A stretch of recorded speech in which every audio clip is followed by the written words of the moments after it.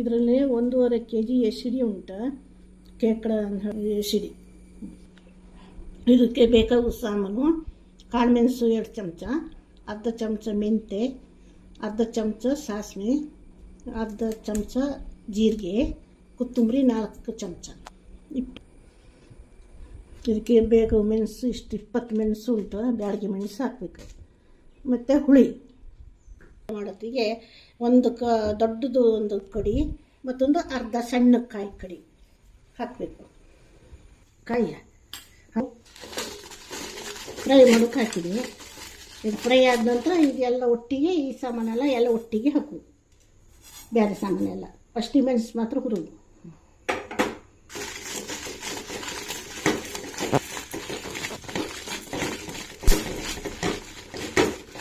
ಸಣ್ಣ ಬೆಂಕಿನೇ ಇಟ್ಕೊಬೇಕಾ, ಹೋದರೆ ಸರಿಯಾಗಿ.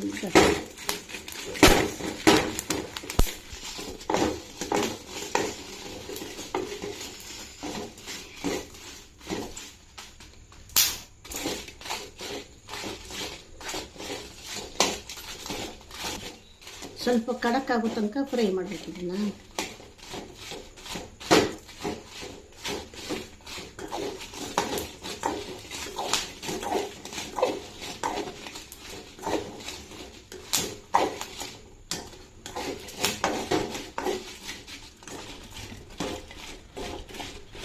ಈಗ ಸಾಕಿಷ್ಟು ಹುರಿದ್ರೆ ಸಾಕು.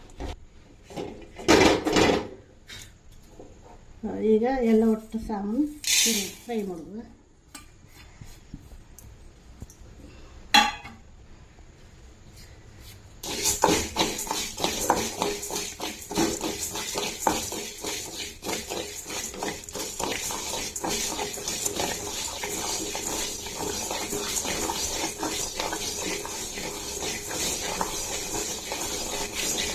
ಸ್ವಲ್ಪ ದೊಡ್ಡ ಬೆಂಕಲ್ಲಿ ಇದ್ರೂ ಬೇಗ.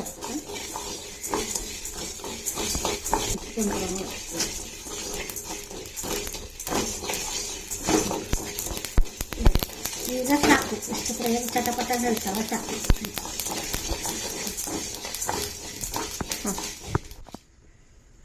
ಈಗ ಇದೆಲ್ಲ ಒಟ್ಟು ಮಿಕ್ಸಿ ಹಾಕಿ ಅರೋದು, ಕಾಯಿ ಇದೆಲ್ಲ ಹಾಕಿ ಅರೋದು. ಹೆಚ್ಚು ಸಣ್ಣ ಆಗಬೇಕಂದಿಲ್ಲ, ಸ್ವಲ್ಪ ಕಡಿ ಇದು ಸಾಕು. ಈ ಮಸಾಲೆ ಈಗ ಮಿಕ್ಸರ್ ಜಾರಿಗೆ ಹಾಕಿದ್ದೀನಿ, ತಣ್ಣಗಾಗಿದೆ. ಇದಕ್ಕೆ ಒಂದು 7 ಬೆಳ್ಳುಳ್ಳಿ ಹಾಕುವ. ಗಾರ್ಲಿಕ್ ನೋಡ್ಬೋದು 7 ಇದೆ. ಸ್ವಲ್ಪ ಅರಿಶಿನ 1 ಸ್ಪೂನು, ಸಣ್ಣ ಚಮಚದಲ್ಲಿ ಅರಿಶಿನ, ಮತ್ತೆ ಕಾಯಿ ತುರಿ.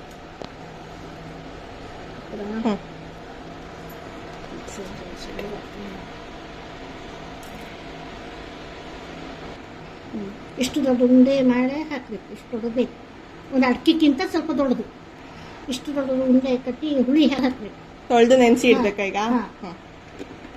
ಮಿಕ್ಸಿಗೆ ಸ್ವಲ್ಪ ನೀರು ಆಡ್ ಮಾಡಿ, ಮತ್ತೆ ಬೇಕಾದ್ರೆ ಮತ್ತೆ ಹಾಕೋದು. ನೆನೆಸಿ ಹುಳಿ ಉಂಟಲ್ಲ, ಈಗ ಹಾಕಿ ಮಿಕ್ಸರಿಗೆ ಹಾಕಿ ಅರಬೇಕು, ಗ್ರೈಂಡ್ ಮಾಡಬೇಕಾ? ಓಕೆ. ಅದ್ರದ್ದು ನೀರು ಹಾಕ್ಬೇಕಾ, ಬಿಸಾಕತ್ತಾಗ ತೊಳೆದು ನೆನೆಸಿಬಿಡ್ತಾರ.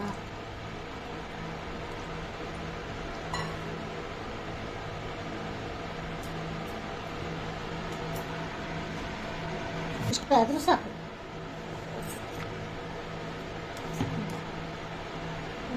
ಇಷ್ಟು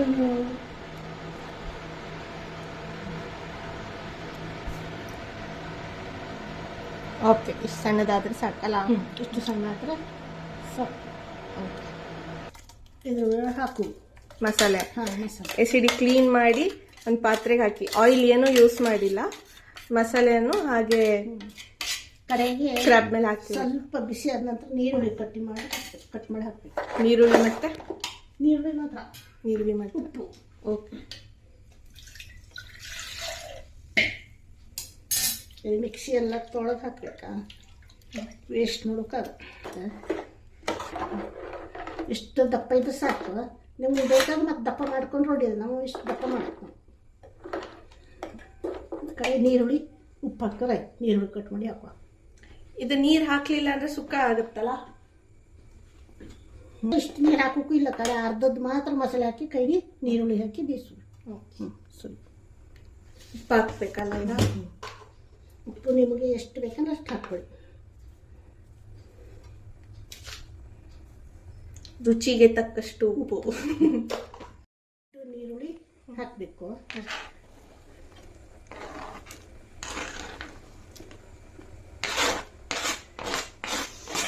ಪರಿಮಳ ಬರ್ತಾ ಉಂಟು.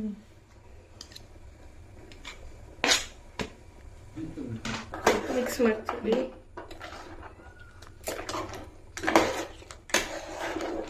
ಮತ್ತೆ ಸಾಕು, ಕುದಿ ಬರೋ ತನಕ ಬಿಡಬೇಕು, ಬಾಯ್ಲ್ ಆಗಬೇಕು. ಮುಚ್ಚಿ ಡಕ್ಕನ್. ಈಗ ನೋಡ್ಬೋದು